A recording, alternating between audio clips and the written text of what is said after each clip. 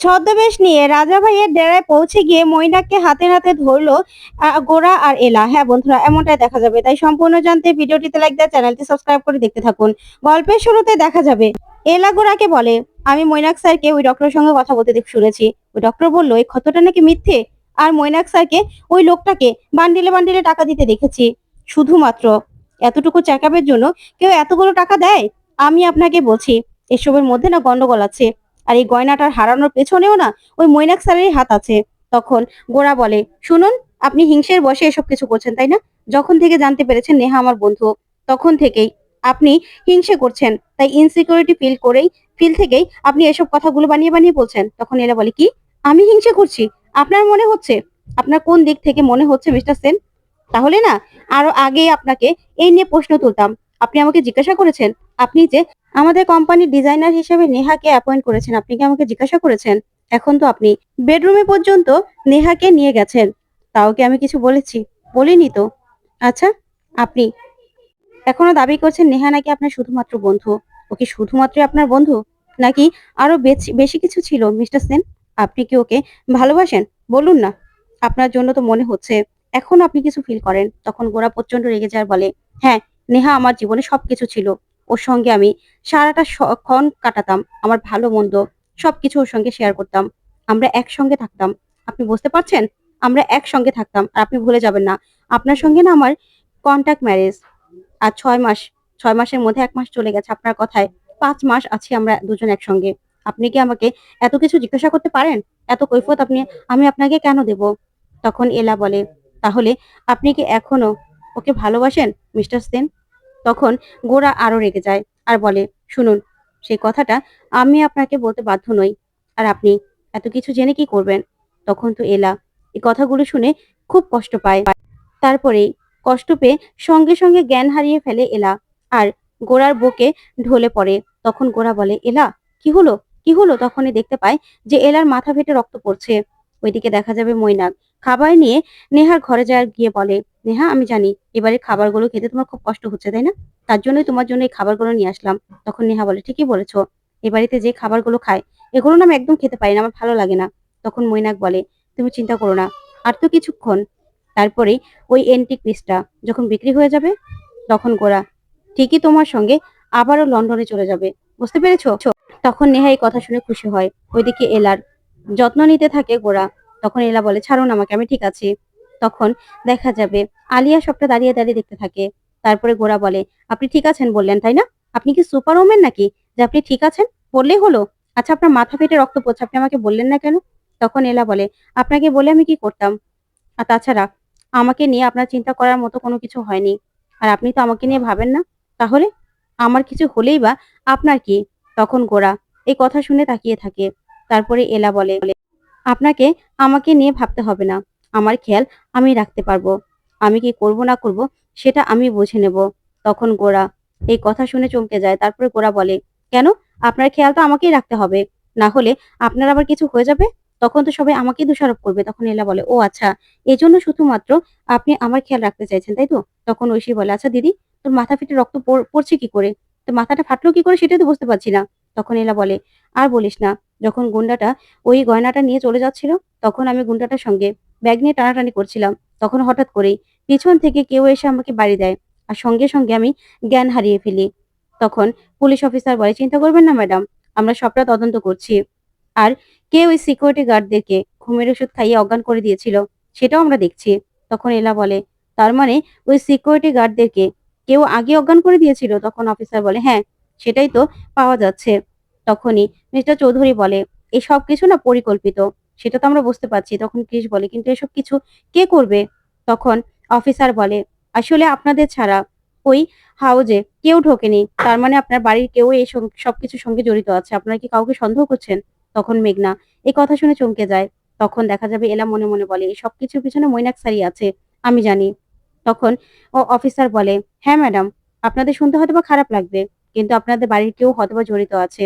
কারণ সিসিটিভি ফুটেজেও ভালো করে বোঝা যাচ্ছে না, ঝাপসা ঝাপসা। তখন মেঘনা মনে মনে বলে, এসব কিছুর পিছনে মৈনাক আছে, আমি জানি। তখন সংযুক্তা বলে, অফিসার আপনি কি বলতে চাইছেন বলুন তো? আপনি কি আমাদের বাড়ির মানুষদের কাছে খারাপ বানাতে চাইছেন নাকি? না হলে বাড়ির কেউ মানে কে করবে? তখনই গোরার মা বলে, হ্যাঁ অফিসার, আমাদের বাড়ির কেউ তো এসব কিছু করতেই পারে না, অসম্ভব। তখন গোরা বলে, আমিও তো বুঝতে পারছি না এসব কিছু কি করে হলো, এত সিকিউরিটির পরেও কি করে হয়ে গেল। তখনই এলা বলে, না, আমাদেরকে খুঁজে বের করতে হবে এই সব কিছুর পিছনে কে আছে। ওইদিকে মৈনাক বলে, তুমি নেহা যে রাজা বাবুর নাম্বার দিয়েছিলে সেই রাজা ভাইয়ের কাছে আমি সেই এন্টিক পিসটা পাঠিয়ে দিয়েছি। তোমার তো অনেক বড় বড় মানুষের সঙ্গে পরিচয় আছে, গোড়ার আড়ালেও তুমি এত ক্রিমিনালদের সঙ্গে কি করে সম্পর্ক রাখলে। তখন নেহা বলে, আমার যে ব্ল্যাক বাজারে নিজের জানাশোনা আছে, বিজনেস আছে, এটা আজ পর্যন্ত গোরা জানতে পারেনি। তখন মৈনাক বলে, জানি তো, হিরেই তো হিরে চিনে, তাই তোমার সঙ্গে না আমার ভালো যায়। তখন নেহা বলে, শোনো, একদম আমার সঙ্গে ফ্লার্ট করার চেষ্টা করবে না, আমি শুধুমাত্র গোরার জন্য তোমার সঙ্গে মিশেছি, আর কিছুই না। ওইদিকে দেখা যাবে মিস্টার চৌধুরী বলে, দেখুন, আপনাদের সঙ্গে আমার ডিলটা হওয়ার পরেই এই এন্টিক পিসটা এভাবে হারিয়ে গেল, আমি এত লস কি করে কুলবো। তখনই গোরার বাবা বলে, আমাদেরও লস হচ্ছে মিস্টার চৌধুরী। তখনই ঐশী বলে, জানেন তো বাবা, আপনি যদি আমাকে আর ক্রিশকে সবকিছু দায়িত্ব দিতেন না, তাহলে এই সবকিছু কিচ্ছু হতো না। আর ক্রিশের ডিজাইন করা সব গয়নাগুলো যদি দেখাতেন। তখন এলা বলে, শোন ঐশী, যেভাবে সবকিছু ঘটে গেছে আমাদের পক্ষে কিছু আটকানো সম্ভব ছিল না। তখন মিস্টার চৌধুরী বলে, দেখুন, এই গয়নাটা যদি না পাওয়া যায় তাহলে আমি এই ডিলটা করতে পারবো না, কারণ এই পর্যন্ত অনেকগুলো বাধা চলে এসেছে, আর আপনাদের পিছনে না শত্রু আছে, আপনারা এই ডিলটা করার জন্য প্রস্তুত না, আমি বুঝতে পারছি। তখন গোরা বলে, কি বলছেন মিস্টার চৌধুরী, আমরা সব রকম প্রপার সিকিউরিটির ব্যবস্থা করেছিলাম, আমি আপনাকে কথা দিচ্ছি এই এন্টিক পিসটা যদি আমরা খুঁজে বের করতে না পারি তাহলে আমি লন্ডন চলে যাব। ওইদিকে মৈনাক আর নেহা দুজনেই ভীষণ খুশি হয়ে যায়। তখন নেহা বলে, ফাইনালি ফাইনালি গোরা ডিসিশন নিয়েছে যে ও চলে যাবে। তখন মিস্টার চৌধুরী বলে, তুমি চলে গেলেই তো আর সবকিছু সমাধান হয়ে যাবে না গোরা, তার জন্যই আমার আমার যে ক্ষতিটা হয়েছে সেটা কি হবে। আমি তাই বলছি, আমি এই ডিলটা করব না যদি ওই এন্টিক পিসটা পাওয়া না যায়। এ বলে মিস্টার চৌধুরী চলে গেলেই গোরার বাবা ভেঙে পড়ে। তখন গোরার বাবা বলে, বাবা এমনিতে অসুস্থ হয়ে গেছে, বাবাই সবটা জানতে পারলে কি হবে বুঝতে পারছি না, আরো তো ভেঙে পড়বে। তখনই দেখা যাবে মেঘনা বলে, কিন্তু ওই গয়নাটা ওই গয়নাটা কোথায় আছে সেটাও তো আমাদের খুঁজে বের করতে হবে, কোথায় চলে গেল, কারাই বা এসব কিছু পিছনে আছে আমাদের জানতে হবে তো। তখন গোরা ওর বাবাকে বলে, মিস্টার সেন আমি। তখন ওর বাবা কোনো কথা না শুনে চলে যায়। তারপরে দেখা যাবে সংযুক্তা বলে, আস্তে আস্তে যে কি হচ্ছে কে জানে, সবকিছু ধ্বংস হয়ে যাচ্ছে, সবকিছু। এই বলে সংযুক্তা সেখান থেকে চলে গেলে ওইদিকে আলিয়া দেখতে পায় যে মৈনাক আর নেহা নিজেদের মতো কথা বলছে। তখন আলিয়া মনে পড়ে যায় যে এলাকে মাথায় বাড়ি দিয়েছিল মৈনাক। তখন আলিয়া মনে মনে বলে, আমি কি করে বলবো, আমি তো বুঝতে পারছি মৈনাকের সবকিছুর পিছনে অন্য কোনো একটা উদ্দেশ্য আছে, মৈনাক যেমনটা দেখায় ওরকমটা নয় মৈনাক। ওইদিকে গোরা বলে, আমাকে যে করি হোক ওই গয়নাটা খুঁজে বের করতে হবে। তখন এলা বলে, আপনি চিন্তা করবেন না, সেই ব্যবস্থাও না হয়ে যাবে।